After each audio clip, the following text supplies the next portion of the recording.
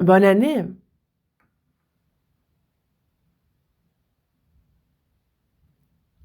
Qu'en cette nouvelle année, vous soyez en bonne santé, vous soyez beaucoup bénis, et je vous souhaite de vivre avec zèle selon la volonté du Seigneur.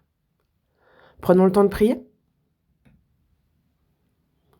Dis notre Père, toi qui es miséricordieux, Dieu, en cette fin des temps, dans l'histoire que tu as fixée, et c'est au milieu de nombreuses personnes dans ce monde que tu nous as d'abord appelés, sauvés, et tu nous accompagnes le reste de notre vie. Tu nous as placés dans ton Église à travers laquelle tu œuvres. Tu nous permets de vivre en suivant ta parole, de vivre selon ta volonté. Merci pour toutes ces grâces, tu nous accompagnes et nous aides. Seigneur, nous qui avons reçu la rédemption par le précieux sang du Seigneur versé pour nous, le temps qui nous reste à vivre dans cette chair, ce temps que tu nous accordes, que nous ne le consacrions plus aux choses de la chair, à poursuivre les choses vaines de ce monde, mais que ce soit seulement pour suivre ta volonté sainte, pour ta gloire, pour l'œuvre sainte que tu souhaites accomplir, et pour cela que par ta parole, par ton esprit, par ta puissance, nous soyons soutenus. Ton Église en Corée, dans le monde entier, accompagne chacune d'elles, et nous t'en remercions. Que même au milieu des difficultés, à tous les frères et sœurs qui gardent la foi, qui prêchent ton évangile, sois avec eux en toutes choses, agis à travers eux, et qu'en cette fin des temps, ta grande œuvre que tu souhaites accomplir puisse s'accomplir toujours plus grandement. Sois avec nous pour cela.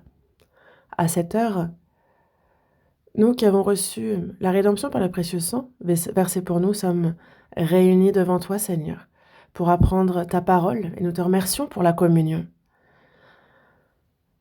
Et tes regards sur chacun d'entre nous. Que par ta main miséricordieuse, nous soyons soutenus.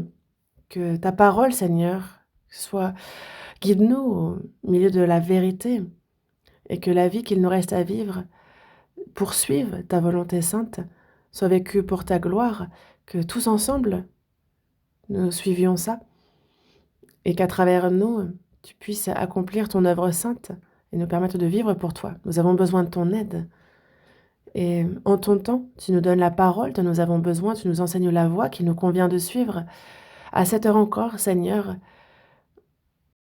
manifeste ta volonté sainte, fais-la nous connaître et que nous puissions vivre en poursuivant ta parole. Donne-nous pour cela la sagesse, accorde-nous davantage de puissance, de force.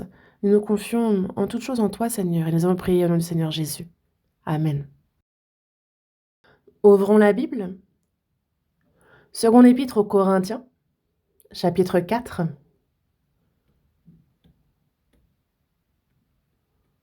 Second épître aux Corinthiens, chapitre 4, du verset 16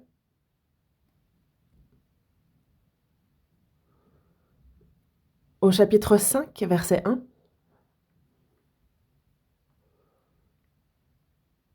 Second épître aux Corinthiens, chapitre 4, du verset 16 au chapitre 5, verset 1. Lisons ensemble lentement. C'est pourquoi nous ne perdons pas courage. Et lors même que notre homme extérieur se détruit, notre homme intérieur se renouvelle de jour en jour. Car nos légères afflictions du moment présent produisent pour nous, au-delà de toute mesure, un poids éternel de gloire, parce que nous regardons non point aux choses visibles, mais à celles qui sont invisibles, car les choses visibles sont passagères et les invisibles sont éternelles. Nous savons, en effet, que si cette tente où nous habitons sur la terre est détruite, nous avons dans le ciel un édifice qui est l'ouvrage de Dieu, une demeure éternelle qui n'a pas été faite de main d'homme. Jusqu'ici,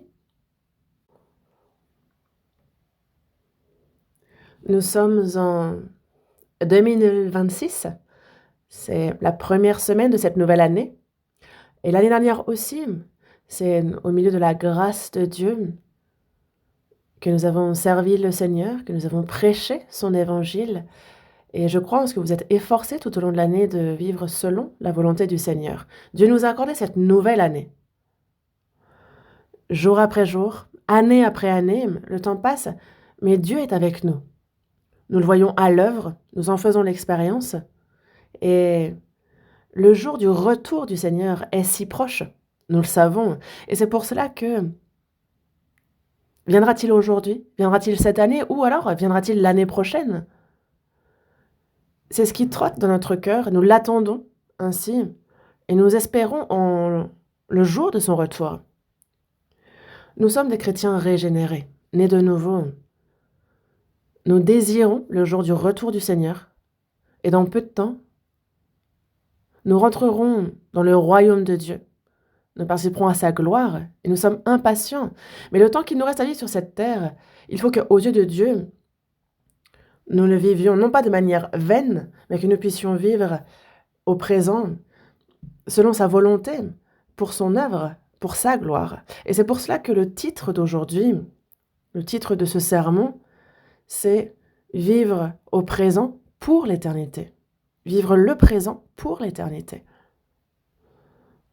Et c'est sous cet angle-là que nous allons étudier la parole aujourd'hui. Les hommes naissent dans ce monde et la vie qu'ils mènent est unique et courte. Cette vie est brève. Peu de temps après,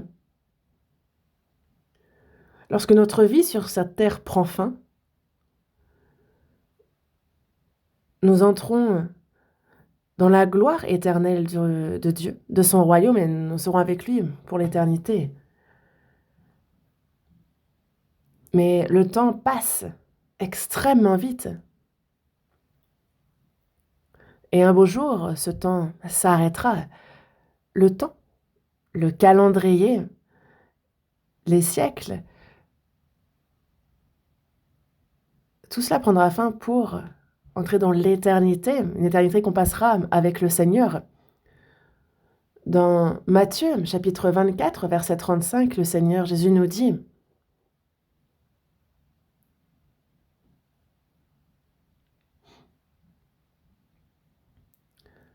que toutes les choses de ce monde, le ciel et la terre, passeront, mais mes paroles ne passeront point. C'est ce qu'il nous a dit. Cette terre sur laquelle nous sommes, ce ciel, tout cela passe. Alors une fois que ce que Dieu a planifié est terminé, cela va disparaître. Mais mes paroles, elles, ne passeront point. Sa parole ne passeront point. Ce que Dieu a dit dans sa parole, ses promesses dans la Bible, ce qu'il a dit ne passe pas. Mais la parole de Dieu, ses promesses sont là pour l'éternité, comme il nous le dit dans ce verset. Nous menons une vie courte, si courte. Nous n'avons qu'une vie. Et dans peu de temps, cette vie prendra fin.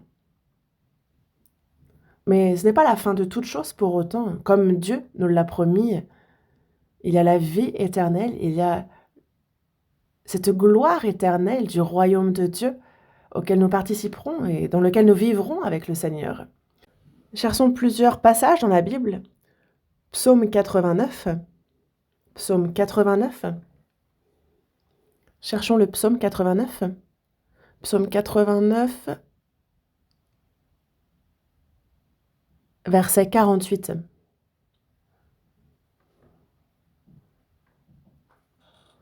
Psaume 89, verset 48. Lisons ensemble. Rappelle-toi ce qu'est la durée de ma vie et pour quel néant tu as créé tous les fils de l'homme.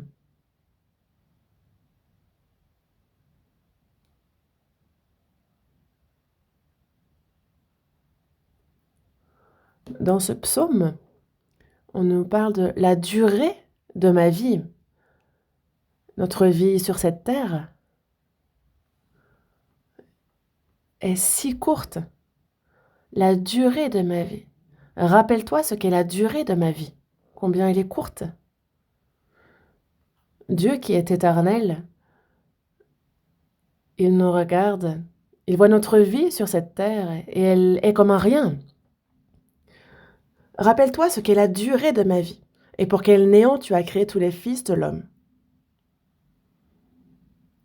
Quand nous pensons à cette vie sur cette terre, l'homme qui a été formé à l'image de Dieu, pourquoi vit-il de manière si vaine? Pourquoi mettre fin ainsi à ses jours? C'est ce qu'on peut se dire. Mais dans le psaume 90, verset 1, lisons ensemble. Prière de Moïse, homme de Dieu. Seigneur, tu as été pour nous un refuge de génération en génération. Seigneur, tu as été pour nous un refuge de génération en génération. Qu'est-ce que cela veut dire? Sur cette terre, cette vie momentanée, brève, il nous faut partir, mais ce n'est pas la fin pour autant. Le Seigneur, Dieu, dit être pour nous un refuge de génération en génération. Le Seigneur est notre refuge. Il est pour nous le lieu où nous vivrons éternellement avec lui. Dans Jean chapitre 14, verset 20, Jésus dit, « En ce jour-là, vous connaîtrez que je suis en mon Père, que vous êtes en moi et que je suis en vous. » Lorsque nous recevons le salut, le Seigneur est en nous, nous sommes en lui, nous sommes devenus un avec le Seigneur. Et c'est pour cela que le Seigneur est venu sur cette terre pour nous sauver. Il vécut 30 années, 33 années sur cette terre. Il vécut comme un homme. Durant 30 ans, c'est en tant que fils d'un pauvre menuisier qu'il vécut. Et il souffrit beaucoup les 3 dernières années et demie de sa vie, cette vie publique qu'il mena au milieu des souffrances, des difficultés. Mais sa fin, lui qui aurait dû être justifié, grandement glorifié, il a connu au contraire la fin comme le plus misérable des pécheurs. Il a été condamné à mort. C'est le verdict qui est tombé. Il est mort sur la croix.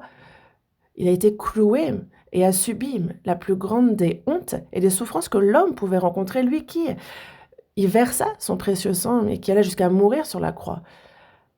Le Seigneur est venu, il a été de passage sur terre, évidemment, et ça a été pour nous sauver. Et c'est pour ça qu'il est venu dans le monde, et il nous a sauvés afin d'accomplir la rédemption de nos péchés, afin de faire de nous les enfants de Dieu, afin que nous puissions aussi être pris et emmenés dans son royaume. C'est pour ça que Jésus est venu. Il est devenu pour nous un refuge de génération en génération. Non pas seulement durant notre vie sur cette terre, mais même lorsque nous quittons cette terre, nous vivrons éternellement avec le Seigneur, dans son éternité, dans sa gloire. Il a été pour nous un refuge de génération en génération. Il est devenu pour nous le lieu où nous serons. C'est en lui que nous sommes. Et dans le verset 2, il est dit « Avant que les montagnes fussent nées et que tu eusses créé la terre et le monde, d'éternité en éternité, tu es Dieu. » Avant même qu'il ne créa ce monde, avant que les montagnes fussent nées et que tu eusses créé la terre et le monde, d'éternité en éternité, tu es Dieu. Dieu n'a pas commencé un jour. Il est d'éternité en éternité. Tu es Dieu d'éternité en éternité. Et c'est ce Dieu-là qui est notre refuge. Durant notre vivant sur cette terre, nous qui sommes nés de nouveau, nous vivons éternellement avec le Seigneur, il nous accompagne. Et dans le verset 3, tu fais rentrer les hommes dans la poussière et tu dis, « Fils de l'homme, retournez. »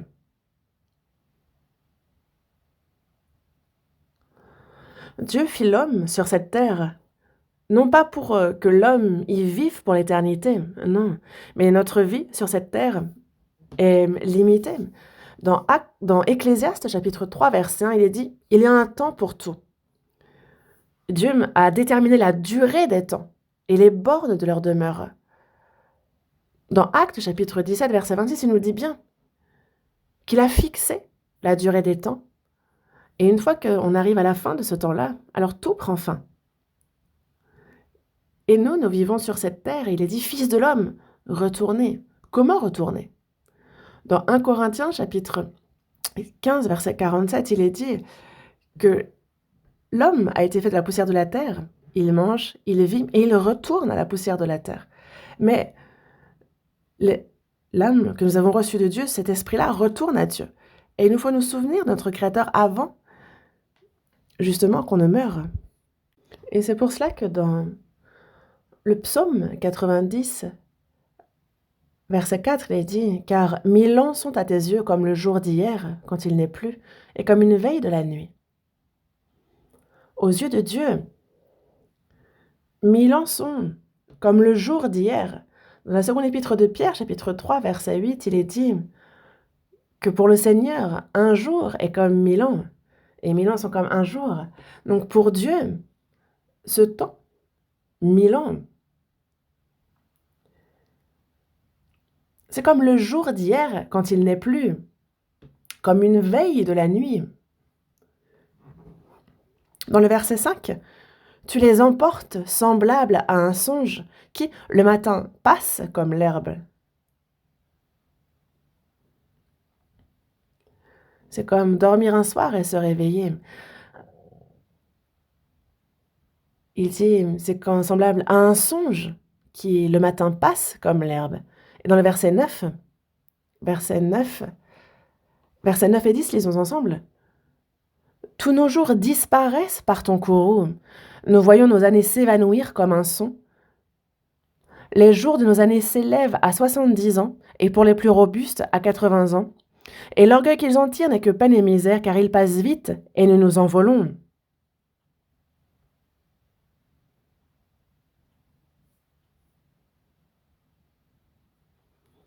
Tous nos jours disparaissent par ton courroux. Pourquoi son courroux? C'est que l'homme a commis un crime, et cela a énervé.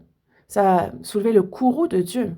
Et il a donc désormais donné à l'homme la souffrance, la mort, la douleur. Et nous voyons nos années s'évanouir comme un son. Notre vie passe, s'envole. Ce qui, dans le passé, était célèbre, les rois, que la personne ait été pauvre, riche, son passage est donc momentané. Les jours de nos années s'élèvent à 70 ans et pour les plus robustes, à 80 ans. Ici, dans ce psaume 90, c'est présenté comme étant la prière de Moïse. Les jours de nos années s'élèvent à 70 ans et pour les plus robustes à 80 ans. Évidemment que Moïse a vécu, lui, jusqu'à 120 ans, mais c'était un cas spécial. Petit à petit, l'espérance de vie s'est rétrécie. Et je suis allée dans un pays où pour certains, l'espérance de vie est de 50 ans, d'autres de 60 ans, et même moins pour certains autres pays, en fonction de l'environnement dans lequel les hommes vivent. Si les conditions sont extrêmes, si y vivre est difficile, alors l'espérance de vie aussi se raccourcit en proportion. Mais les jours de nos années s'élèvent à 70 ans et pour les plus robustes à 80 ans. Ceux qui vivent plus sont certainement robustes. Et l'orgueil qu'ils en tirent n'est que peine et misère. Je l'ai demandé à un grand-père avancé en âge. Je lui ai dit, vous avez longtemps vécu. Et qu'est-ce que vous pensez des années que vous avez passées? Et il me répondait, il n'y a personne qui a souffert comme moi. En fait, il ne se souvient que des peines et misères qu'il a traversées. La joie, la tranquillité, les jours heureux sont brefs. Il n'en tire que peine et misère. Car ils passent vite et nous nous envolons. Notre vie passée sur cette terre passe vite,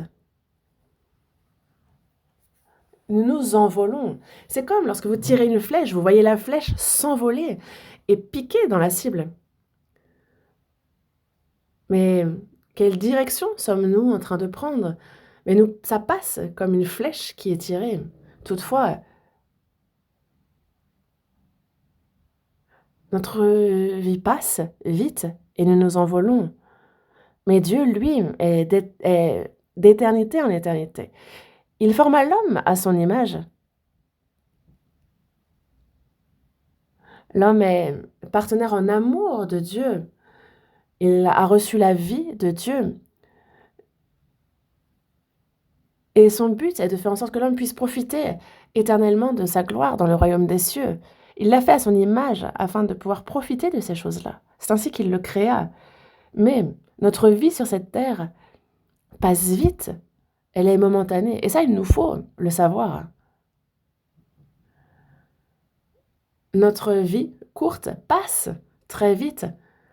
Et pour les chrétiens nés de nouveau, nous sommes sur terre momentanément, puis ensuite, nous rejoignons Dieu dans son royaume. Nous y vivrons pour l'éternité avec lui. Et ça, pour nous, c'est l'espérance, c'est la vie qu'il nous a accordée. Qui vous semble être la personne la plus misérable dans ce monde? La personne la plus pauvre?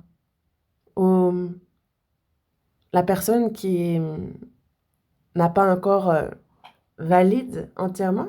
Est-ce que c'est elle qui est... Non, ce sont les personnes qui vivent sans espérance. Une âme créée à l'image de Dieu vit sur cette terre, tourne le dos à Dieu. Si elle vit et meurt dans cet état, ce n'est pas la fin pour elle. Jésus, avant de mourir, il dit à ses disciples, « Le Fils de l'homme s'en va selon ce qui est écrit de lui, mais malheur à l'homme pour qui le Fils de l'homme est livré. » Il parle de Judas Iscario.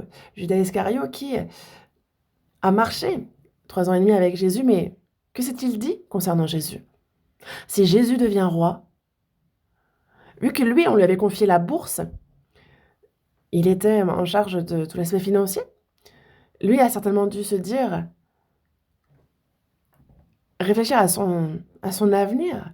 Et les autres disciples aussi, mais c'est certainement dans cet objectif-là qu'ils ont suivi Jésus, espérant le voir devenir roi. Mais Jésus dit, le Fils de l'homme s'en va selon ce qui est écrit de lui. Il est mort sur la croix, il a ressuscité, l'œuvre de Dieu s'est accomplie. Mais malheur à l'homme par qui le Fils de l'homme est livré. Il aurait mieux valu pour lui qu'il ne naisse pas. S'il n'était pas né, il ne serait pas allé en enfer. S'il était né animal, la mort aurait été la fin, parce que les animaux, n'ont pas d'esprit, et donc la mort est la fin pour eux. Dans Ecclésiaste, chapitre 3, il est bien dit justement que les hommes, eux, parce qu'ils ont l'esprit, ils vont en haut, et les animaux vont en bas. La mort est la fin pour les animaux. Et nous, chrétiens, lorsque cette vie momentanée sur cette terre prend fin, alors nous entrons dans le royaume éternel de Dieu pour vivre avec lui éternellement. Et nous avons cette assurance certaine. Et c'est cette assurance-là qui nous a été donnée lorsque nous avons reçu le salut. Dieu nous l'a accordé. Et nous ne pouvons vivre sans cette espérance. Dieu nous a donné en héritage son royaume glorieux et éternel. Non pas de notre vivant sur cette terre, mais ce royaume c'est un héritage éternel qui nous attend là-haut dans les cieux. Certaines personnes travaillent avec zèle, gagnent de l'argent afin de s'assurer un avenir confortable. Mais est-ce que ça va se passer comme ils le souhaitent? Gagner beaucoup d'argent et désormais en profiter? Mais alors arrive le dernier jour pour cette personne. Notre espérance à nous n'est pas sur cette terre, n'est-ce pas? Le jour où notre vie sur cette terre prendra fin, nous entrerons dans le royaume éternel de Dieu, ce royaume que Dieu nous a promis et nous nous envolerons vers lui. peu de temps après, notre vie prendra fin. Oui, n'est-ce pas? En cette nouvelle année, nous avons, changé de calendrier, nous en avons accroché un nouveau, nous avons renouvelé notre cœur, mais soudainement arrivera, la fin de l'histoire et alors le temps, les calendriers, les générations ne seront plus nécessaires, nous entrerons dans ce monde éternel.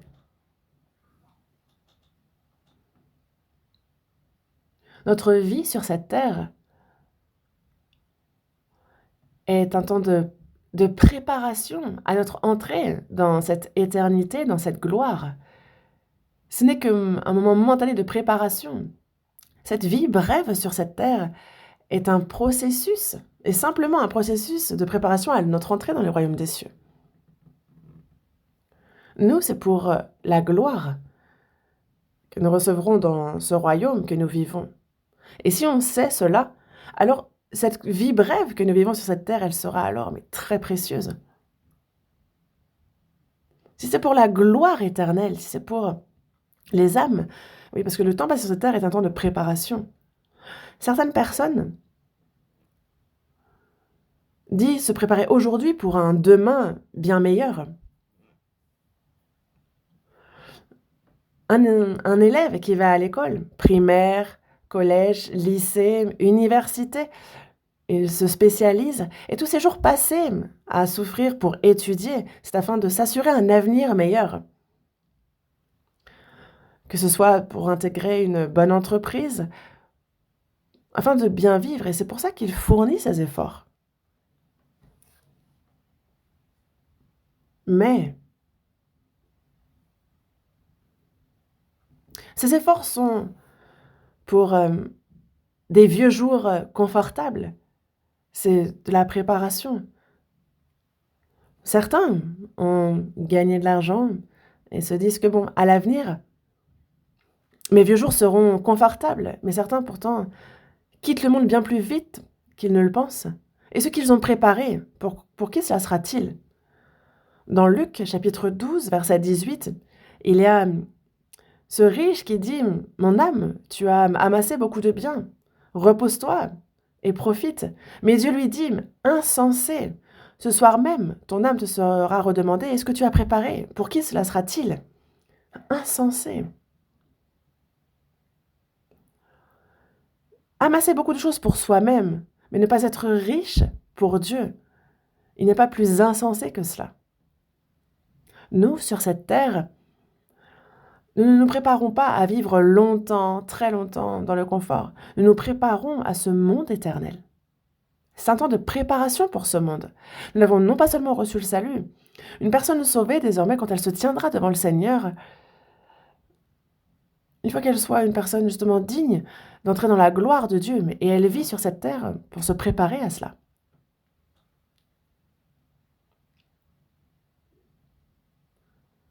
Et dans cette vie qui est brève, il y a tant à faire pour le Seigneur, beaucoup à faire pour Dieu, pour la volonté, pour la gloire de Dieu. Il y a ce que Dieu nous a confié, il y a des tâches. Notre vie est brève.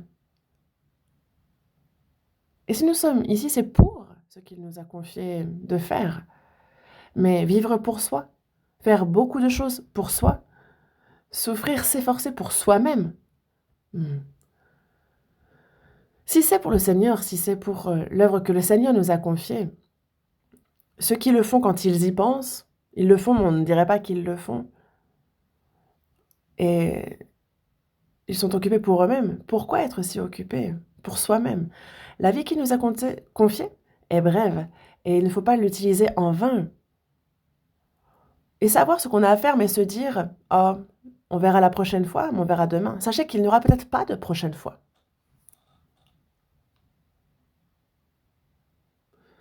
Le Seigneur nous a dit « Cherchez premièrement le royaume et la justice de Dieu. » Il y a donc ce que l'homme doit faire en priorité et ce qui passe après.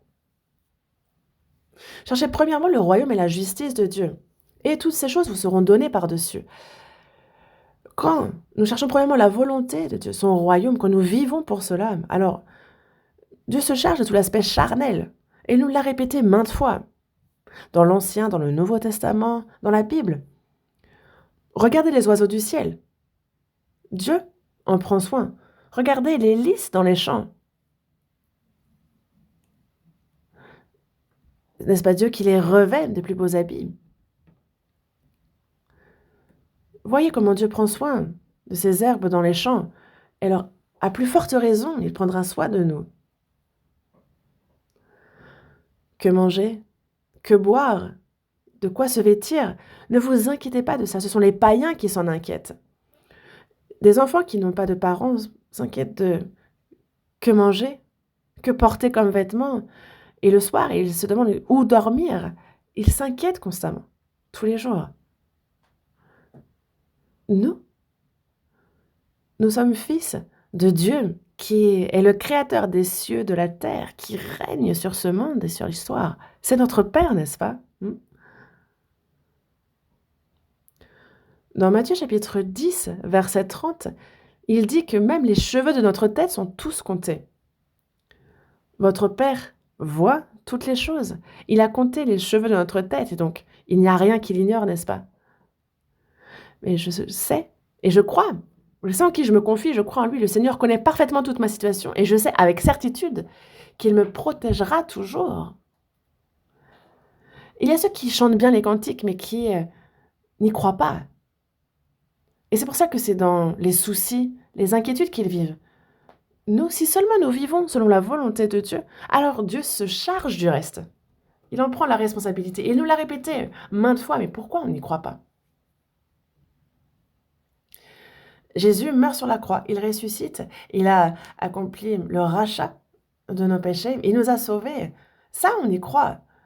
Mais le fait que le Seigneur est avec nous au quotidien, pourquoi est-ce qu'on ne croit pas en cela? C'est bizarre, non?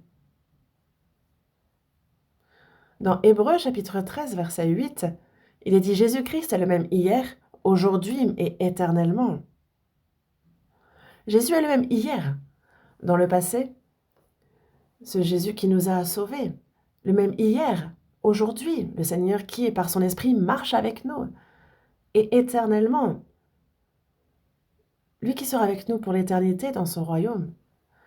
Donc ce Seigneur, Jésus-Christ, est le même. Le Seigneur qui nous a sauvés dans le passé, hier, nous y croyons, mais lui qui est avec nous aujourd'hui, nous n'y croyons pas. Mais Jésus-Christ est le même hier, aujourd'hui et éternellement, dans le passé, au présent. Il faut faire le lien entre le passé et le présent. Le Seigneur qui nous a sauvés n'est pas venu et nous a dit « Bon, ben, on se retrouve pour l'éternité dans le ciel.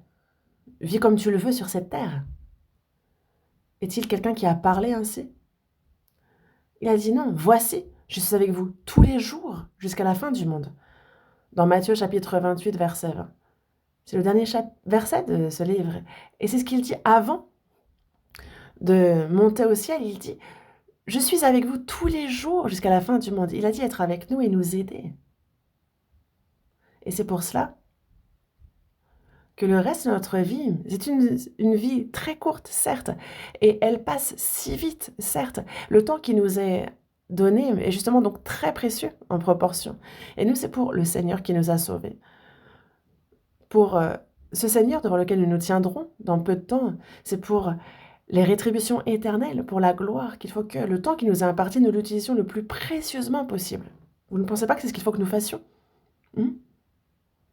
Et c'est pour cela que dans Éphésiens chapitre 5, verset 16, dans le verset 15 et 16,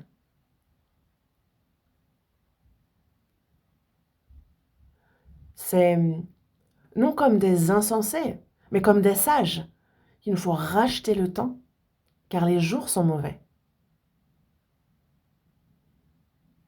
Non comme des insensés, mais comme des sages. Racheter le temps. Le temps qui nous est imparti, il nous faut l'utiliser le plus précieusement possible. Ça, c'est être sage. Mal utiliser son temps, ça, c'est une personne qui n'a pas un but clair dans sa vie. Semblant que cette personne est un système de valeurs qui ne soit pas clair non plus, qui juste vit comme bon lui semble, mais il ne faut pas mener une telle vie. Nous, ce qui est sûr, c'est qu'après notre salut, il nous sera rendu selon comment nous avons vécu depuis que nous sommes sauvés. Il ne faut pas donc agir comme des insensés, mais comme des sages. Racheter le temps, car les jours sont mauvais. Ce monde est mauvais. Les jours dans ce monde sont mauvais. Mais se fondre dans la masse et juste se dire, bah, ça se passe comme ça dans le monde, et se laisser entraîner, non, ce n'est pas ce que verset nous dit. Les jours sont mauvais. Il nous faut donc comprendre quelle est la volonté du Seigneur.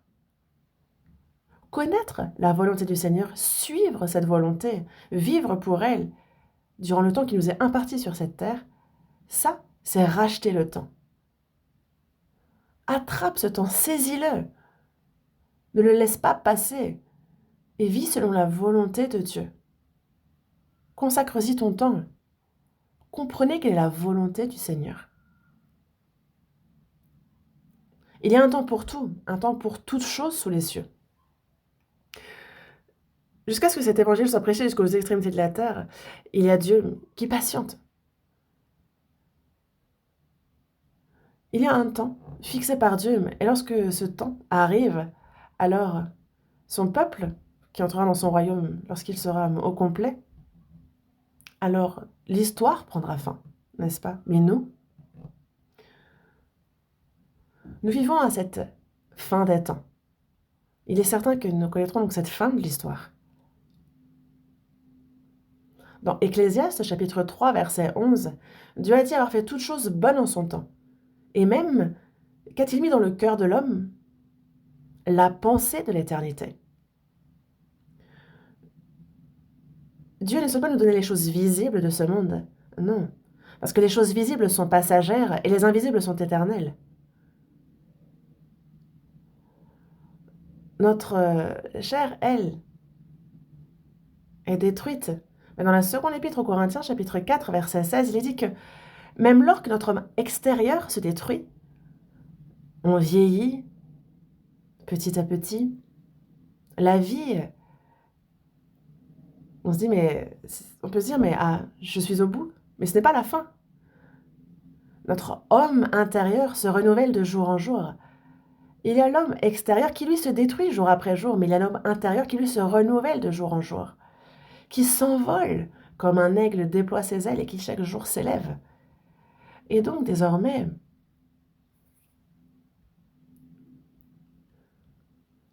les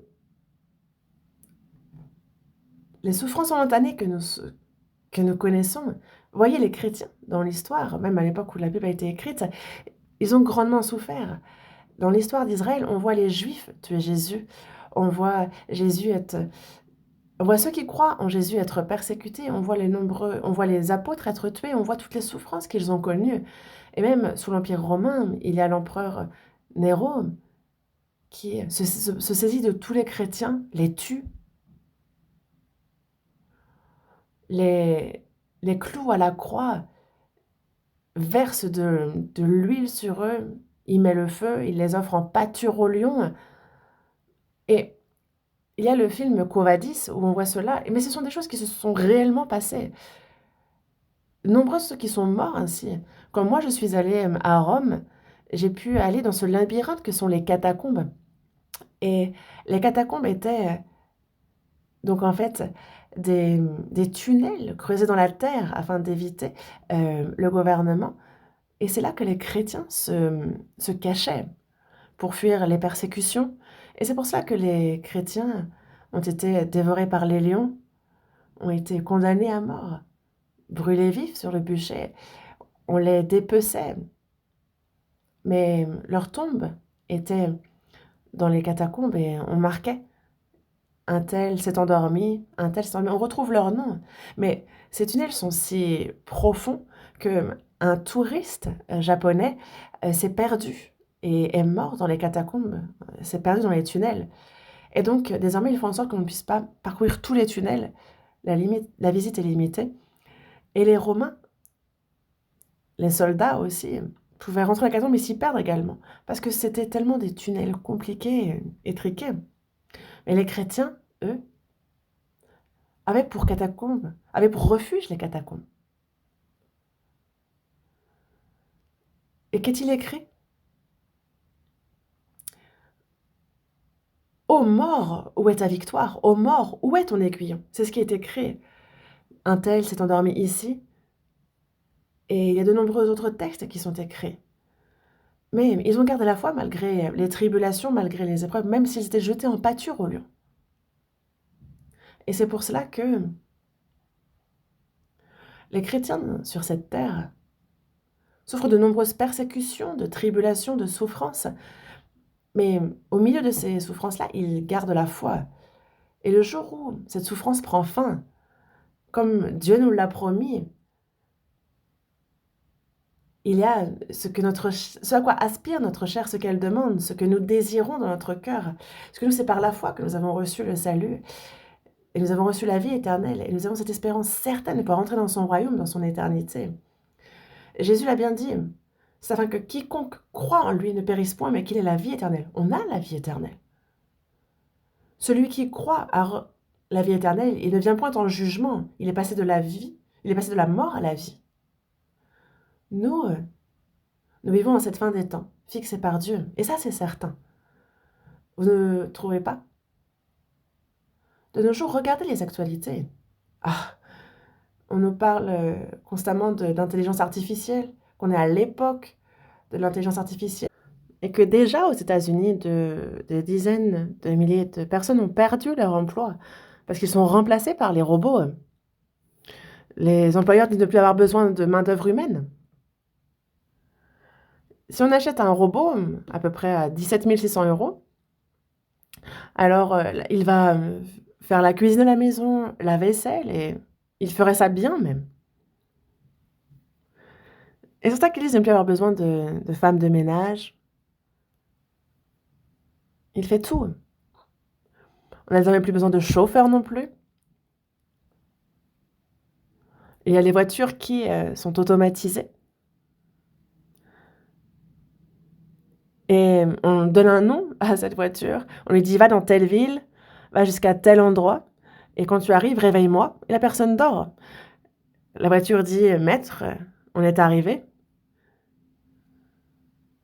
On n'est plus du domaine de l'imagination, c'est ce qui se passe réellement. Je regardais les actualités hier, et une personne disait que elle parlait de son expérience étant montée dans une voiture automatisée. Donc même plus besoin de chauffeur désormais. Et donc, ce qui se passe devant nous, que ce soit scientifiquement parlant, que ce soit les phénomènes naturels, que ce soit les catastrophes naturelles, que ce soit les problèmes moraux, que ce soit les infractions, que ce soit cet amour qui se refroidit quand on voit vraiment l'égoïsme, l'égocentrisme, ce monde qui est rempli de méchanceté. Et la Bible le décrit en détail. Vous voyez, il y a 8 pays qui sont armés de l'arme nucléaire, peut-être 9 si on compte la Corée du Nord. Mais si en un seul lieu, si en un lieu, cette bombe explose, si quelqu'un se dit si j'y passe, t'y passes, et que cette personne est armée de l'arme nucléaire, sachez et qu'elle tire, tout le monde meurt. Si la personne se dit si j'y passe, t'y passes, et qu'elle appuie sur le bouton, parce qu'à partir du moment où on appuie sur le bouton, la bombe part. Si la Russie tire un missile et que ça tombe à Washington aux États-Unis, les États-Unis, eux, peuvent tirer et ça arrive à Moscou en Russie. En fait, c'est déjà orienté. Et selon les scientifiques, ils disent que si une guerre nucléaire éclate en un lieu, alors en fait, toutes les bombes nucléaires du globe exploseront et en seulement 30 minutes, l'histoire prendra fin. Et la Terre peut s'enflammer, mais 100 fois. Ce n'est pas l'histoire d'une bande dessinée communiste. On n'est pas dans un scénario, c'est la réalité. Et il n'y a pas une époque plus terrifiante que la nôtre. Mais il nous a bien dit que Cette bonne nouvelle du royaume sera prêchée dans le monde entier. Matthieu chapitre 24, verset 14 nous le dit. Mais la Bible est actuellement traduite en plus de 3600 langues. Toutes les langues possibles sont désormais traduites. Nous, il est donc certain que nous vivons en cette fin des temps, ça ne fait aucun doute. Mais le reste de notre vie, il faut seulement que ce soit pour le Seigneur que nous vivons. C'est un verset que nous mémorisons régulièrement. Dans Romains chapitre 14, verset 7, il est dit « En effet, nul de nous ne vit pour lui-même et nul ne meurt pour lui-même. » Nul de nous, parmi tous les sauvés, nul ne vit pour lui-même et nul ne meurt pour lui-même. Car si nous vivons pour le Seigneur, et si nous mourrons pour le Seigneur. Soit donc que nous vivions, soit que nous mourions, nous sommes au Seigneur. Soit que nous vivions, soit que nous mourions, nous sommes au Seigneur. 1 Corinthiens chapitre 6, verset 9 nous dit « Vous ne vous appartenez point à vous-même, car vous avez été rachetés à un grand prix. Glorifiez donc Dieu dans votre corps et dans votre esprit qui appartiennent à Dieu. » Que ce soit mon corps, que ce soit mon esprit, je ne m'appartiens pas à moi-même, je suis au Seigneur.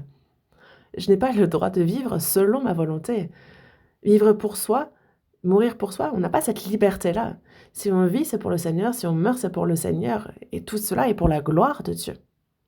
C'est un fait clair, évident, mais on l'oublie trop souvent. Et c'est pour cela que le temps qu'il nous reste à vivre pour le Seigneur est court désormais. Nous n'avons plus longtemps. Le temps que le Seigneur nous a accordé, il ne faut pas le gaspiller. Le temps qui nous est imparti est trop précieux. Notre vie passe. Elle passe vite. C'est vraiment un temps très court. Mais ce court laps de temps, nous le vivons pour l'éternité, en vue de l'éternité. Nous vivons au présent pour l'éternité. Nous ne vivons pas au présent pour le présent. Nous vivons le présent pour l'éternité.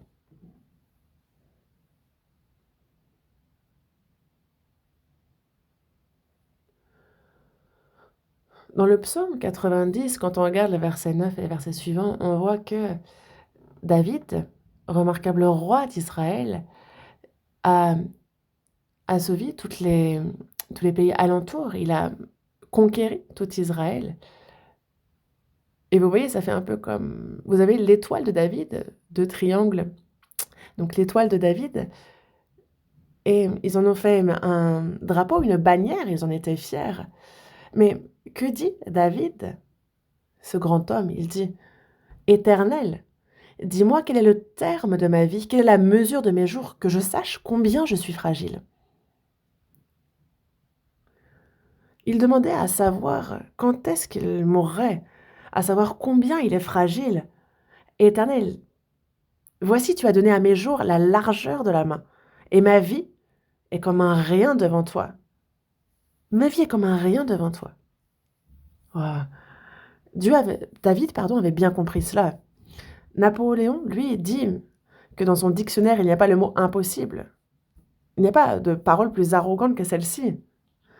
Alors que il a dit avoir échoué lorsqu'il a été exilé. Il disait « Nombreux sont ceux qui m'ont juré fidélité, mais tous m'ont abandonné. J'ai échoué. »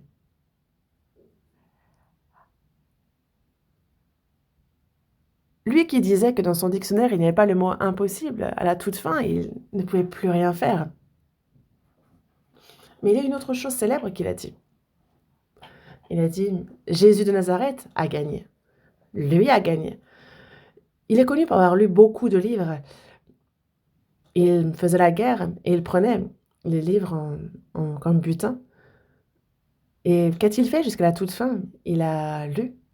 Il semblerait bien que la Bible soit le dernier livre qu'il ait lu. Jésus de Nazareth, lui a gagné. Voyez le nombre de personnes qui ont aimé Jésus, qui vivent pour lui et qui vont jusqu'à mourir pour lui. Ah, c'est lui qui a gagné et moi, j'ai échoué. Il est dit qu'il a prononcé ces paroles. Mais David, lui, qui est pourtant si remarquable, a dit « Je suis si faible, ma vie, mes jours ont la largeur de la main. Et il est bien dit de ne pas se tourmenter pour s'enrichir, de ne pas y appliquer notre intelligence, parce que est-ce qu'on veut poursuivre du regard ce qui va disparaître? Les richesses, elles se font des ailes, et comme l'aigle, elle prend son vol vers les cieux. Comme c'est écrit dans le Proverbe, chapitre 23. Il ne faut pas se tourmenter pour s'enrichir. Il ne faut surtout pas y appliquer son intelligence, parce que les biens matériels sont des choses vaines. La richesse, elle se fait des ailes. Et comme l'aigle, elle prend son vol vers les cieux. Elle s'envole. Et David a dit, l'homme s'agite vainement, il amasse et il ne sait qui recueillera. Maintenant, Seigneur, que puis-je espérer? En toi est mon espérance. David, ce roi remarquable qui a accompli l'unification de ce pays, lui qui avait une gloire considérable, qui était puissant, a dit, mon espérance est en toi. David avait une foi exceptionnelle aussi, il nous faut cette foi. Dans Jacques chapitre 4, verset 14, il dit, qu'est-ce que votre vie? Vous êtes une vapeur qui paraît pour un peu de temps et qui ensuite disparaît. Notre vie sur cette terre est comme une vapeur qui paraît pour un peu de temps et qui ensuite disparaît. Voyons dans Hébreux chapitre 11. Hébreux chapitre 11, verset 13.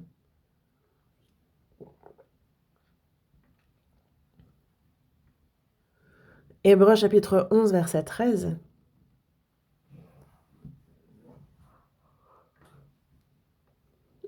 Je lis à partir du verset 13.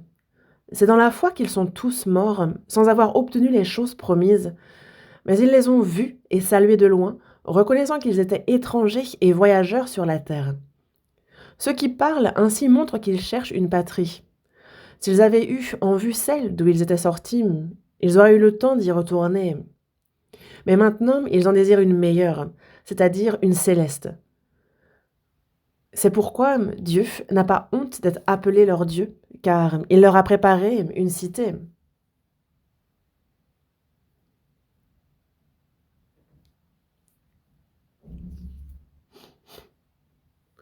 Dans l'Ancien Testament, tous ceux qui nous ont précédés dans la foi disent justement qu'ils étaient étrangers et voyageurs sur la terre.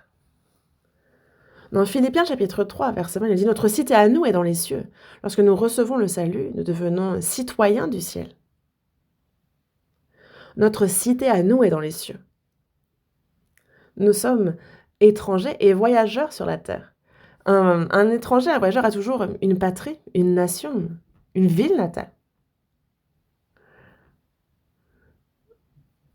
Et les personnes, justement, disent « Ah, même si notre ville natale nous manque, on ne peut y retourner. Même si elle nous manque. Notre cité à nous est dans les cieux. » Et s'ils avaient eu en vue celle d'où ils étaient sortis, ils auraient eu le temps d'y retourner. Retournez dans votre ville natale et vous verrez que tout a changé. Et même si vous ne retrouverez pas le chêne de votre enfance, vous ne retrouverez pas... Retournez sur place et vous verrez que plus rien n'est en place, justement. Mais maintenant, ils en désirent une meilleure, c'est-à-dire une céleste, une cité meilleure, celle que Dieu nous a préparée. Leur Dieu leur a préparé une cité céleste. Dieu, pour nous, a préparé le royaume des cieux, éternel et glorieux. Dans Jean chapitre 14,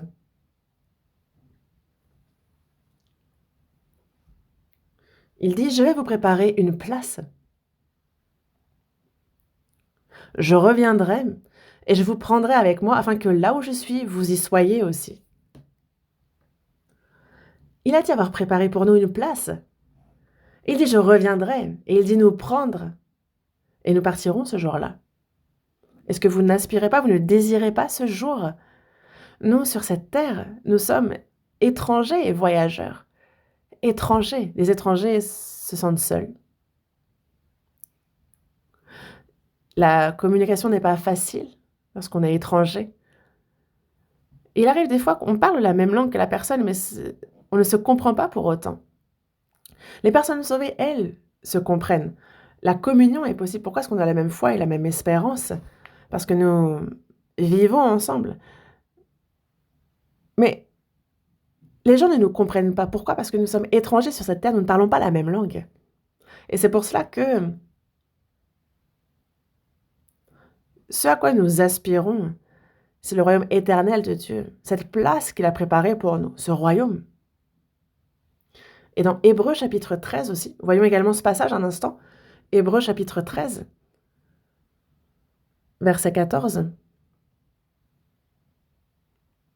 Chapitre 13, Hébreux chapitre 13, verset 14. Lisons ensemble. Car nous n'avons point ici-bas de cité permanente, mais nous cherchons celle qui est à venir. Nous n'avons point ici-bas de cité permanente. Nous n'allons pas vivre ici éternellement. Nous partons dans peu de temps. Et donc, ne mettez pas votre espoir ici. Ne vous préparez pas comme si vous alliez passer des milliers d'années ici sur cette terre. Non, lorsque le Seigneur va revenir, alors on laisse tout derrière et on part. Au revoir, adieu ce monde, moi je pars. Je suis étranger ici. Les anges m'appellent du ciel. Et moi, je n'ai aucun désir de rester sur cette terre. Les anges nous appellent, nous disent « Venez vite, venez vite ». Ils nous saluent de la main. Nous n'avons point ici-bas de cité permanente, mais nous cherchons celle qui est à venir. Nous cherchons celle qui est à venir, n'est-ce pas? Les chrétiens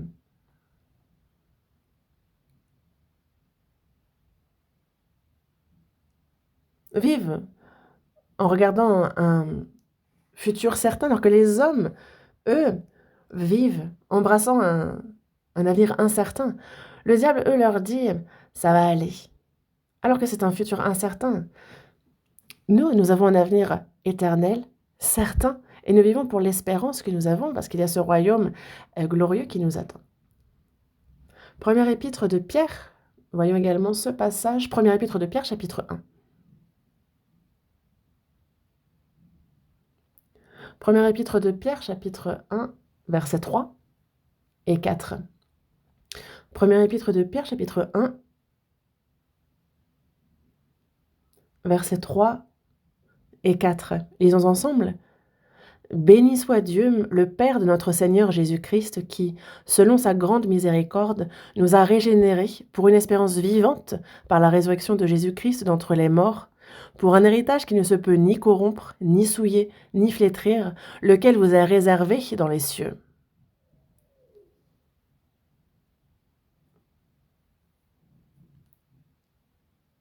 Béni soit Dieu,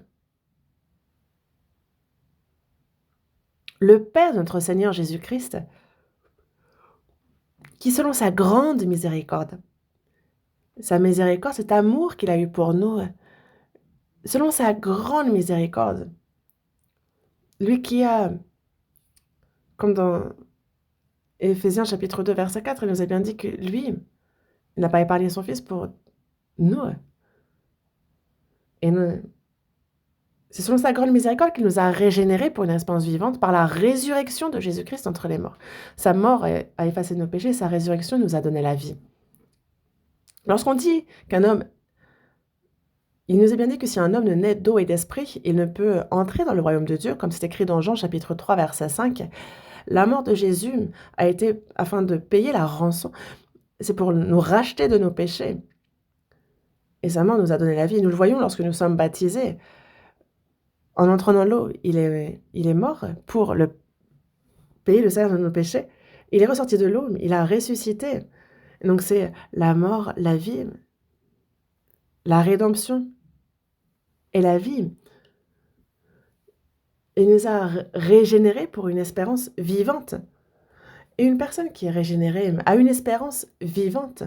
Dans ce monde, on ne peut pas parler d'espérance, de l'espoir à la limite. Mais Nous avons une espérance vivante pour un héritage qui ne se peut ni corrompre, ni souiller, ni flétrir, lequel vous a réservé dans les cieux. Il y a ce que Dieu, il y a cet héritage qu'il a réservé pour nous dans les cieux, qu'il a préparé et qu'il nous garde. Un héritage éternel. Et nous aspirons, nous espérons en ce royaume et nous vivons pour lui. Il ne faut pas oublier cette espérance dans notre vie. Nous qui courons, c'est comme les athlètes qui courent le marathon. Ils ont leurs yeux fixés sur la ligne d'arrivée et c'est de toute leur force qu'ils courent. Et même s'ils se retrouvent à tomber, en fait, eux, ils donnent tout jusqu'à la fin, même si ça leur coûte la vie. Regardez les athlètes olympiques. Est-ce qu'ils sont là à écouter ceux qui les supportent ou s'ils voient quelque chose d'intéressant à droite, ils vont à droite, s'ils entendent des paroles chaleureuses à gauche, ils vont à gauche. S'ils sont fatigués, ils se reposent un peu. On ne peut pas devenir athlète en faisant ainsi, et cette personne-là ne sait même pas du tout où elle est arrivée, certainement. Non, il ne faut pas qu'il en soit ainsi. On court les yeux fixés sur la ligne d'arrivée, et même si on n'a plus de souffle, on court, même si on a mal. Et dans Philippiens, chapitre 3, il est dit, justement, je cours vers le but. Vers ce but.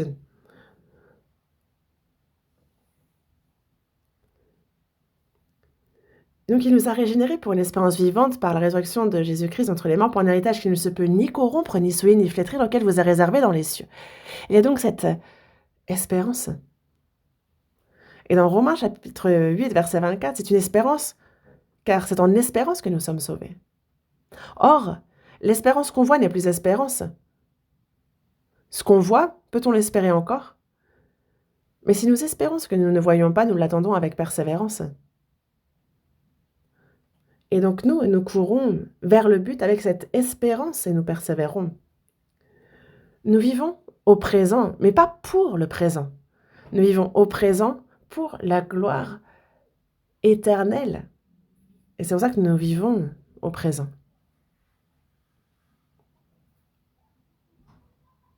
Voyons un instant dans Hébreux chapitre 10. Hébreux chapitre 10, verset 34.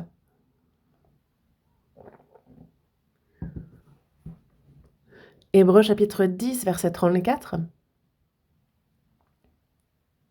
Je lis. En effet, vous avez eu de la compassion pour les prisonniers et vous avez accepté avec joie l'enlèvement de vos biens, sachant que vous avez des biens meilleurs et qui durent toujours. N'abandonnez donc pas votre assurance à laquelle est attachée une grande rémunération. Les prémices de l'Église, au tout début, c'était pour la foi, pour l'Évangile, que certains ont été emprisonnés. Nombreux ont été prisonniers. Mais vous avez eu de la compassion pour les prisonniers et vous avez accepté avec joie l'enlèvement de vos biens. Les chrétiens étaient attrapés, faits prisonniers, tués, et on s'emparait de leurs biens. Et dans le passé aussi, les catholiques, savez-vous, le nombre de chrétiens qu'ils ont tués, disant que c'était une secte, que c'était de l'hérésie, ils les ont éliminés. Et ils se saisissaient de leurs biens, qu'ils partageaient entre eux. Et dès que on n'allait pas dans le sens de la doctrine des catholiques, alors ils disaient, mais hérésie, il y avait un soi-disant jugement, même pas besoin, ils étaient tués sur le bûcher. Et ce que je dis, non, c'est dans les livres d'histoire, c'est réellement arrivé, ils s'emparaient de leurs biens et ils le gardaient pour l'Église. Et on le voit, vous avez accepté avec joie l'enlèvement de vos biens. Martin Luther le dit aussi.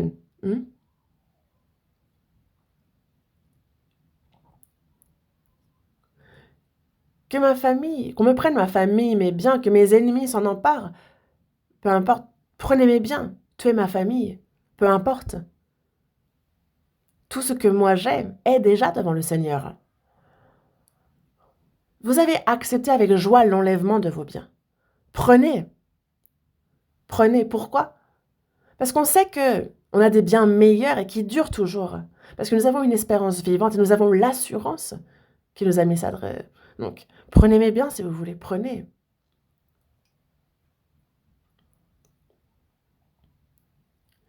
Vous avez accepté avec joie l'enlèvement de vos biens. Pourquoi? Parce qu'on sait qu'on a des biens meilleurs et qui durent toujours. Nous, il y a justement cet héritage qui ne se peut ni corrompre, ni souiller, ni flétrir, et qui nous est réservé dans les cieux. Et c'est pour ça que nous, les choses de ce monde, qu'on en ait, qu'on n'en ait pas, ce n'est pas notre espérance. Notre espérance n'est pas sur cette terre. Dans Ecclésiaste, chapitre 5, il est dit que comme on est sorti du ventre de notre mère, on s'en retourne nu, comme on est venu. Et on n'emporte rien du travail qu'on ait fait, rien que l'on puisse prendre dans nos mains.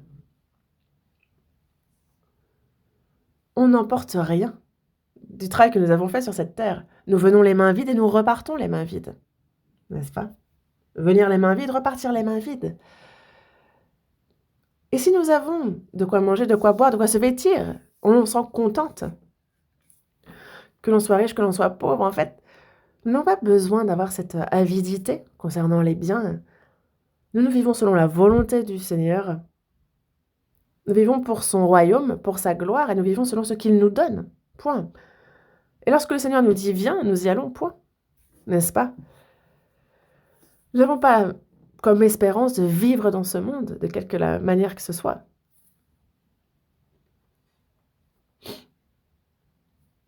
Et c'est pour cela que David aussi, dans le psaume 23, verset 6, il dit bien « J'habiterai dans la maison de l'Éternel jusqu'à la fin de mes jours ».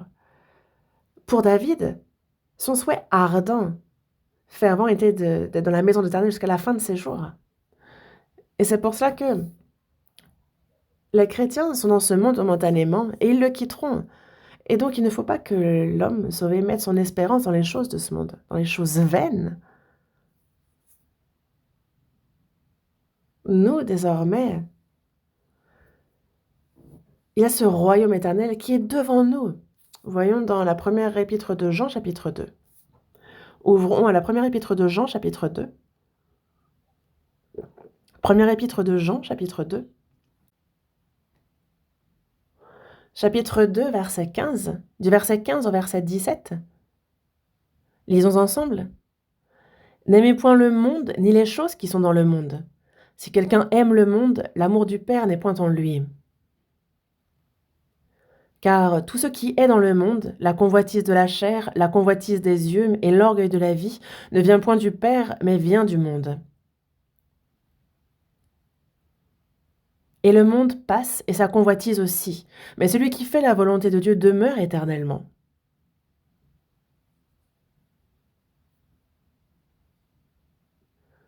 N'aimez point le monde, ni les choses qui sont dans le monde. N'aimez point, ce qui revient à dire, ne laissez pas votre cœur être détourné pour ces choses. Parce qu'il est dit que l'argent, c'est la racine des maux. Travailler avec zèle et gagner de l'argent. Utilisez cet argent pour la volonté du Seigneur, pour la prédication de l'Évangile. Alors, oui, si on a, on s'en contente. Si on n'a pas, on s'en contente. On se contente de ce que le Seigneur nous donne. Ne pas utiliser les choses qu'il nous donne pour nous, mais les utiliser pour la gloire de Dieu, ça c'est bien. C'est pour ça qu'il nous dit de ne pas aimer le monde, ni les choses qui sont dans le monde. Si quelqu'un aime le monde, l'amour du Père n'est point en lui. Si on aime les choses de ce monde, alors l'amour du Père, l'amour de Dieu, c'est soi-même le faire disparaître, le rejeter. Car tout ce qui est dans le monde, la convoitise de la chair, la convoitise des yeux, l'orgueil de la vie, ce qui est bon à manger, agréable à la vue, ce qui est précieux pour ouvrir l'intelligence, un peu comme ce fruit de l'arbre de la connaissance du bien et du mal, qui ont conduit Adam et Ève à la mort et à être chassés du jardin d'Éden.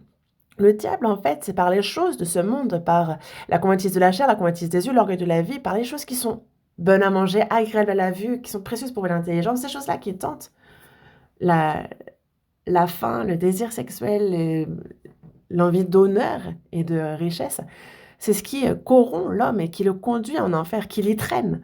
Mais nous, chrétiens, il ne faut pas que nous soyons séduits par ces choses-là, parce que c'est ce qui nous ferait échouer dans la vie de foi. Il ne faut pas tomber dans ce piège-là. Car tout ce qui est dans le monde, donc ça ne vient point du Père, mais ça vient du monde.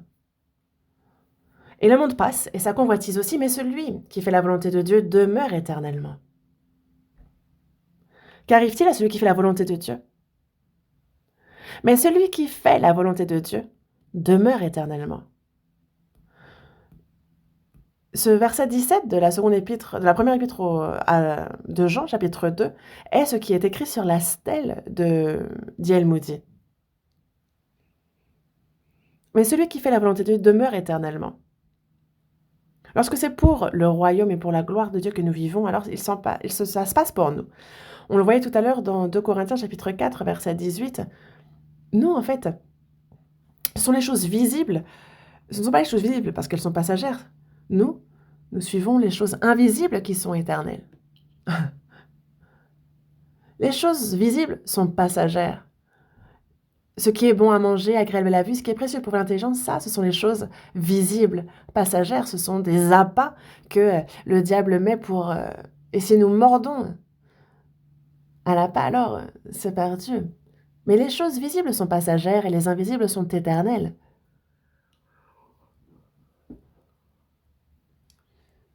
Il a ces choses invisibles et nous vivons en croyant à ces promesses d'éternité et de rétribution.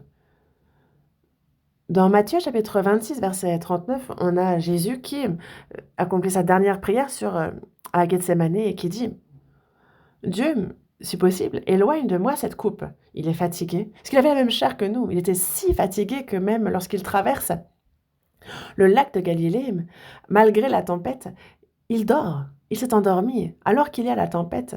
Lui avait soif. Jésus a eu soif. Il avait la même chair que nous. Jésus a même à plusieurs reprises pleuré, n'est-ce pas? Il a eu mal lorsqu'il était frappé de verge. Et lorsque sur la croix, il reçut la plus grande des souffrances possibles pour l'homme. Parce que mourir sur le coup, ça va. Mais il a été frappé de verge cruelle et acérée.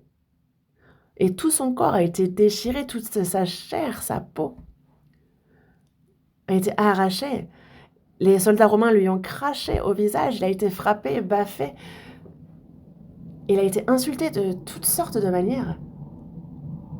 Alors que lui est le Créateur égal à Dieu. Mais il a subi tant de honte de la part des hommes. Lui, c'est sur la croix qu'il est mort, il a dû la porter. Après avoir été frappé de verge, il s'est effondré plusieurs fois. Il a dû monter jusqu'à Golgotha et c'est 6 heures qu'il passe sur la croix. Au milieu de la souffrance, il se déverse de tout son sang. Il meurt sur la croix. Mais qu'est-ce que Jésus a dit? Toutefois, si possible, éloigne de moi cette coupe. S'il le pouvait, il aurait aimé ne pas mourir. Si c'est possible, que cela passe. Et si ça passe, alors nous mourrons et allons en enfer. Jésus, lorsqu'il meurt sur la croix, il dit « Père, pourquoi m'as-tu abandonné? Pourquoi m'as-tu abandonné ?» C'est pour que nous, humains, ne soyons pas envoyés en enfer, afin que nous n'y allions pas. C'est pour ça que Dieu a abandonné son Fils unique. Pourquoi m'as-tu abandonné? Et toutefois, que ta volonté soit faite. Nous aussi, nous rencontrons parfois des difficultés, mais il nous faut dire, Dieu, que ta volonté soit faite, qu'il soit fait selon ta volonté. Que nous vivions, que nous mourions, qu'il soit fait selon ta volonté, Seigneur. C'est ce qu'il nous faut dire à ce moment-là. Vous ne pensez pas? Dans la seconde épître aux Corinthiens, chapitre 5, verset 15, il est bien dit que il est mort pour tous, afin que tous ceux qui vivent ne vivent plus pour eux-mêmes, mais pour celui qui est mort et ressuscité pour eux. Par la mort de Jésus, nous sommes vivants. Et donc nous ne vivons plus pour nous, mais nous vivons pour celui qui est mort et ressuscité pour nous. Pourquoi est-ce que pourquoi est-ce que Jésus est mort pour nous? Pourquoi nous a-t-il sauvés? C'est afin que par cela, nous qui sommes sauvés, nous qui sommes vivants, nous ne vivions plus pour nous-mêmes, mais qu'on vive pour celui qui est mort et ressuscité pour nous, qu'on vive pour le Seigneur. Le Seigneur est égal à Dieu. Et C'est pour nous, pécheurs, qu'il est mort, afin que nous soyons ressuscités, que nous soyons sauvés, pardon. Et nous qui sommes sauvés désormais, ce n'est plus pour nous que nous vivons, mais pour celui qui est mort et ressuscité pour nous. C'est ce qui est écrit. Ça, c'est le but pour lequel il nous a sauvés. Hmm?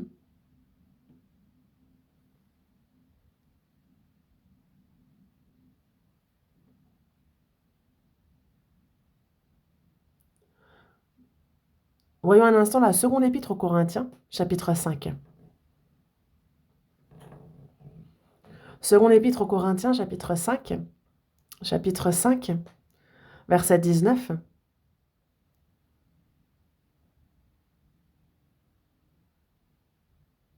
Seconde épître aux Corinthiens, chapitre 5.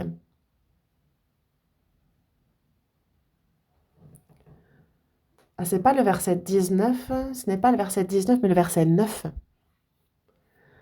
Lisons ensemble le chapitre 5, verset 9. C'est pour cela aussi que nous nous efforçons de lui être agréables, soit que nous demeurions dans ce corps, soit que nous le quittions. Verset 10. Car il nous faut tous comparaître devant le tribunal de Christ, afin que chacun reçoive selon le bien ou le mal qu'il aura fait, étant dans son corps. L'apôtre Paul ici,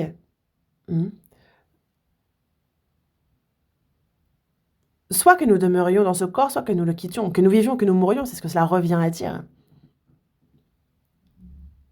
Nous nous efforçons de lui être agréable. Nous vivons si c'est ce qui lui est agréable. Et si mourir lui est agréable, alors nous mourrons. Soit que nous demeurions dans ce corps, soit que nous le quittions, que nous vivions, que nous mourons. Car il nous faut tous comparaître devant le tribunal de Christ. Tous. Toute personne sauvée va comparaître devant le tribunal de Christ. Et alors, il sera manifesté comment elle a vécu depuis son salut.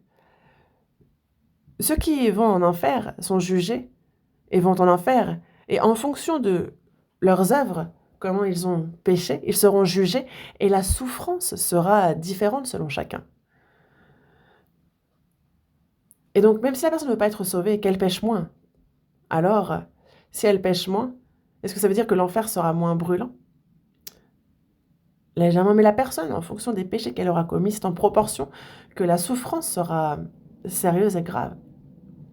Et pour nous qui sommes sauvés, après notre salut, selon comment nous avons vécu, alors il sera rendu à chacun selon le bien ou le mal qu'il aura fait dans son corps. Le bien, c'est quoi? Vivre selon la volonté de Dieu. Le mal, c'est ne pas vivre selon la volonté de Dieu. Vivre en suivant le Saint-Esprit, c'est le bien. Et vivre selon la chair, c'est le mal. Et nous serons jugés en fonction de comment nous avons vécu dans notre corps. Et selon comment nous avons vécu après notre salut, ça. Donc le point sera fait. Il y aura le point qui sera fait. C'est comme à la fin de l'année, on fait les comptes, n'est-ce pas? Pour voir si les affaires ont été bonnes ou non. Et nous, au retour du Seigneur, les comptes seront faits. Est-ce que vous êtes prêts pour ça? C'est bon pour vous? Et c'est pour ça que l'apôtre Paul dit que nous nous efforçons de lui être agréable, soit que nous demeurions dans ce corps, soit que nous le quittions. Et donc nous, désormais, dans la seconde épître aux Thessaloniciens, chapitre 1, verset 12, il est bien dit que parce que nous avons reçu le salut, c'est pour que le nom de notre Seigneur Jésus soit glorifié en vous et que vous soyez glorifiés en lui. Comment est-ce que nous pourrions glorifier le Seigneur? Le Seigneur, à son retour,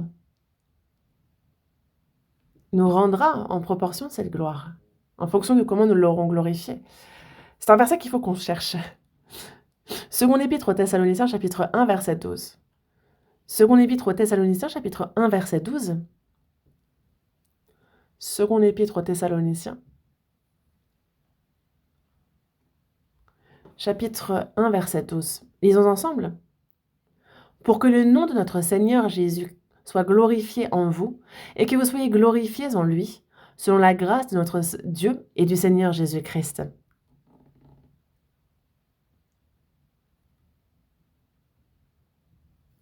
Pour que le nom de notre Seigneur Jésus soit glorifié en vous, et que vous soyez glorifiés en lui, selon la grâce de notre Dieu et du Seigneur Jésus-Christ. Ceux qui ont reçu le salut par la gloire, c'est à travers nous que Dieu doit être glorifié, n'est-ce pas? Il faut qu'on lui rende la gloire. Et donc, il est glorifié en nous, et en proportion de comment nous l'aurons glorifié, nous serons glorifiés en lui aussi. La gloire, sans glorifier Dieu, on voudrait est-ce qu'il y aura de la gloire pour nous une fois qu'on sera devant le Seigneur? Nous recevons tous le salut par la grâce. Il n'y a pas de distinction.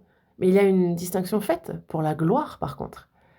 Dans 1 Corinthiens chapitre 15, il est dit que autre est l'éclat du ciel, autre l'éclat de la lune et l'autre l'éclat des étoiles.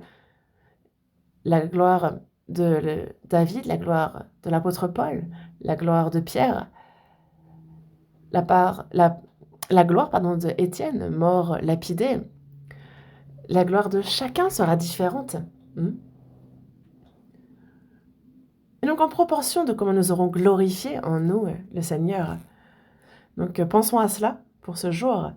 Et dans Romains, ce serait mieux qu'on cherche dans la Bible. Romains chapitre 8.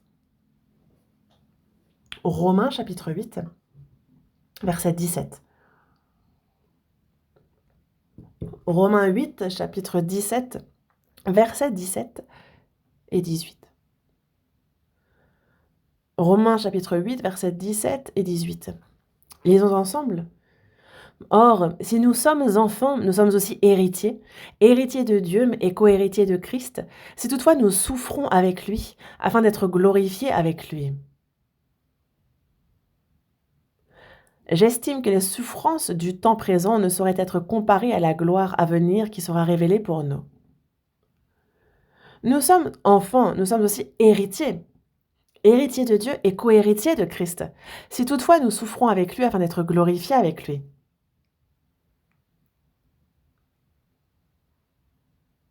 Pour être glorifié avec lui, avec le Seigneur, il nous faut souffrir avec lui. Voyez tout ce qu'a souffert Jésus avant d'entrer dans la gloire. Dans la première épître de Pierre, chapitre 1, verset 11, il est dit « Les souffrances de Christ et la gloire dont elles seraient suivies. »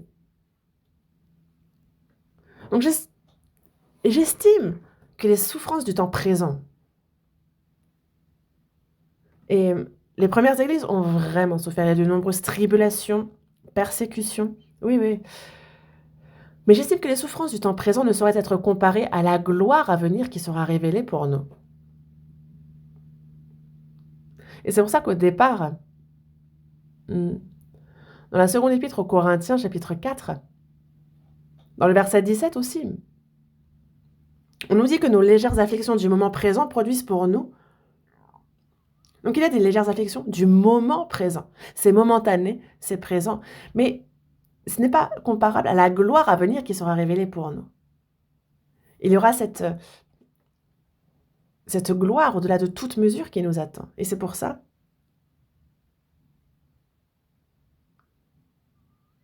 que si nous voulons être glorifiés avec lui, il nous faut souffrir avec lui. Et nous avons ces souffrances du temps présent. Mais ces souffrances du temps présent ne sauraient être comparées à la gloire à venir qui sera révélée pour nous.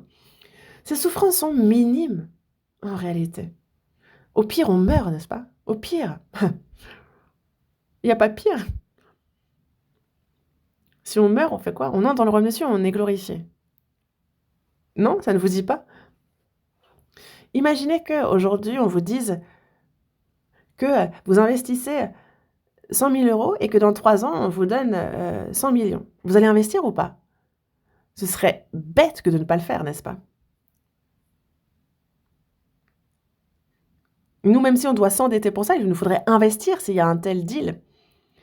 Nous, il y a ces souffrances du temps présent, minimes, passagères, qui ne sauraient être comparées à la gloire à venir. Parce que la gloire qui nous est réservée est éternelle. Donc c'est incomparable. Il y a les souffrances du temps présent, momentanées. Et il y a cette gloire à venir. Nos légères afflictions du moment présent produisent pour nous, au-delà de toute mesure, une gloire éternelle. Et vous ne voulez pas, malgré ça? Évidemment que si on ne croit pas en ces versets, on ne peut pas les suivre. On pense aux choses sucrées de ce monde. Il y a des des douceurs dans ce monde, mais il y a aussi des choses amères et acides qu'il nous faut boire et manger pour le Seigneur dans ce monde.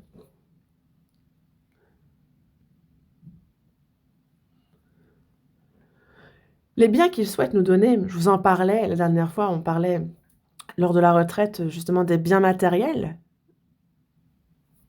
Mais même ces biens-là, il faut que ce soit pour l'œuvre éternelle de Dieu, qu'on les utilise le plus précieusement possible. Faites-vous des amis avec les richesses injustes. Les richesses de ce monde, si on ne les utilise pas pour la volonté de Dieu, alors non. Il faut que ces richesses injustes, celles qu'on obtient dans ce monde, il faut qu'on les utilise pour le Seigneur, pour lui. Parce qu'il est mort sur la croix pour faire de nous, vilains pécheurs, ses amis. Et il n'y a pas de plus grand amour que de donner sa vie pour ses amis. Vous êtes mes amis si vous faites ce que je vous commande. Nous, désormais, il y a ces amis ces amis-là doivent nous accompagner jusqu'au ciel pour l'éternité. Et donc, faites-vous des amis. Donc, sauvez les âmes avec les richesses injustes. Et alors, ces amis-là, ils nous accueilleront une fois dans les cieux. Les frères et sœurs prient pour moi, ils se sacrifient. Et moi, je n'aurais pas reçu le salut s'il n'y avait pas eu ces sacrifices et ces prières. Et voyez, quand nous serons accueillis par les âmes qui ont été sauvées à travers nous, ce sera chaleureux, nous serons contents. Là, on ne sait pas justement quels sont les sacrifices qui vont entraîner le salut de telle ou telle personne. Mais une fois que nous serons devant le Seigneur, tout sera révélé. Il y a la mission à l'étranger, n'est-ce pas? Dans le monde entier. Actuellement, c'est dans plus de 82 pays que nous prêchons. En Corée, ce sont 235 églises. 235 églises en Corée, 82 pays à l'étranger. Mais on s'y perd dans les chiffres, ça ne fait que de changer. Il y a plus de 1500 églises à l'étranger, et ça, la majorité sont dans les pays pauvres, et pauvres à un point inimaginable. On envoie des missionnaires, on prépare des bâtiments, on donne aussi de quoi vivre, il faut aussi éduquer les enfants des missionnaires, et ils ont besoin d'une voiture. Ça coûte tant pour la mission. Et vous le savez, ça? Mais ce soutien-là, ce sont les frères et sœurs qui le font actuellement. Mais là, maintenant, nous ne savons pas qui se sacrifie à quel point. Dieu, lui, sait. Dieu connaît le nombre de nos cheveux. Ignore-t-il combien on se sacrifie? Non. Dieu a bien dit mais qu'il connaît le nombre des étoiles et il leur donne un nom à toutes. Il n'y a rien qu'il ignore. Et c'est pour ça que dans la première épître aux Corinthiens, chapitre 13, verset 12, il dit bien « Aujourd'hui, je connais en partie, mais alors je connaîtrai comme j'ai été connu. » Qui s'est sacrifié à quel point? Qui s'est sacrifié conduisant au salut de telle personne? Qui a accueilli un autre? En fait, on s'accueillera ainsi les uns les autres dans les cieux. On verra qui a prié pour nous, ceux qui ont sacrifié leur bien pour le Seigneur. Et la personne sera, je dis merci beaucoup d'avoir sacrifié ceci ou cela, parce qu'à travers ça, j'ai été sauvée. Mais ceux qui n'auront rien fait, personne ne sera là pour les accueillir. Et donc, imaginez la solitude à ce moment-là. Donc, les biens que nous avons aussi, il faut qu'on les utilise les plus précieusement possible pour l'œuvre du Seigneur.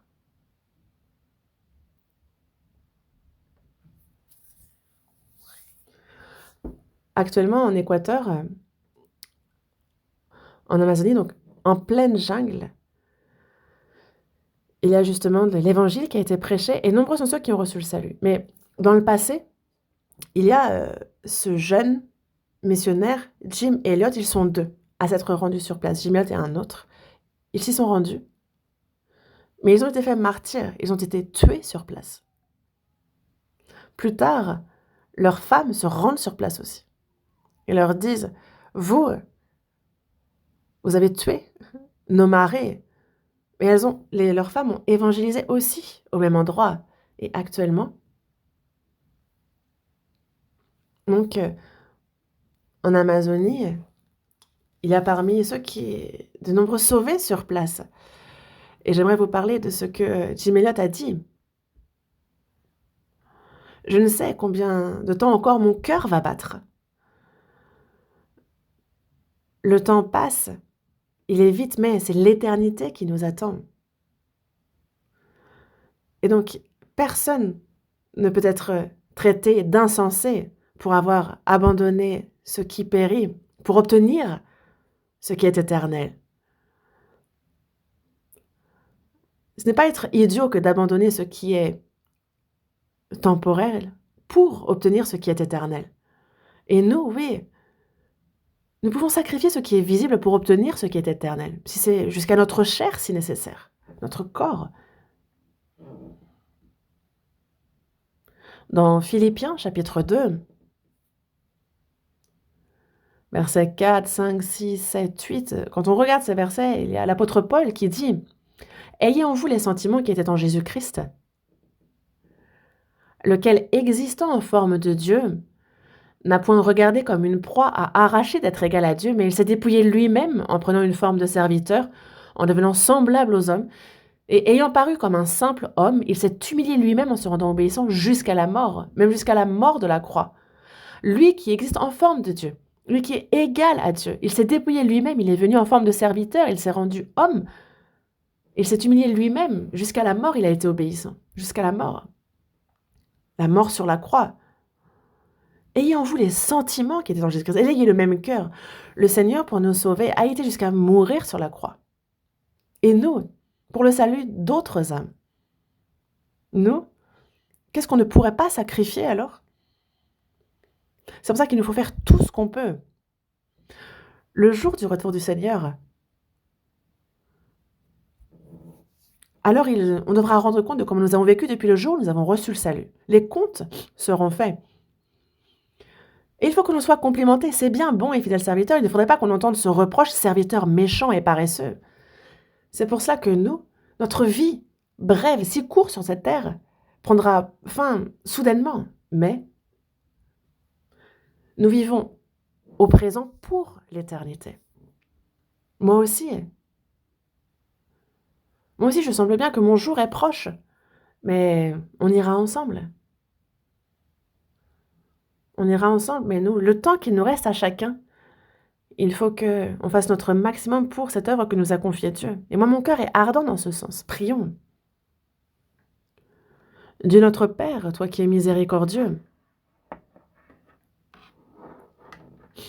nous qui devions, à cause de nos péchés, nous pouvions éviter le jugement éternel et la perdition, mais tu nous as aimés et par Jésus-Christ, par sa mort et le précieux sang qu'il a versé, tu as effacé tous nos péchés, tu as sauvé notre âme, tu as fait que nous avons l'espérance glorieuse de pouvoir entrer dans ton royaume éternel. Seigneur, merci. Seigneur, nous qui avons reçu le salut par le précieux sang du Seigneur versé pour nous fait que nous puissions vivre en nouveauté de vie selon ta volonté, pour ta gloire. Selon ta volonté, utilise-nous et que dans ce laps de temps court que tu nous accordes sur cette terre, que nous puissions ne pas perdre notre temps, le gaspiller, mais qu'on puisse vivre pour ta gloire et pour ta volonté. Guide-nous pour que jusqu'au jour du retour du Seigneur, nous puissions vivre comme il se doit sur cette terre. Aide-nous pour cela. Nous avons prié au nom de notre Seigneur Jésus-Christ. Amen.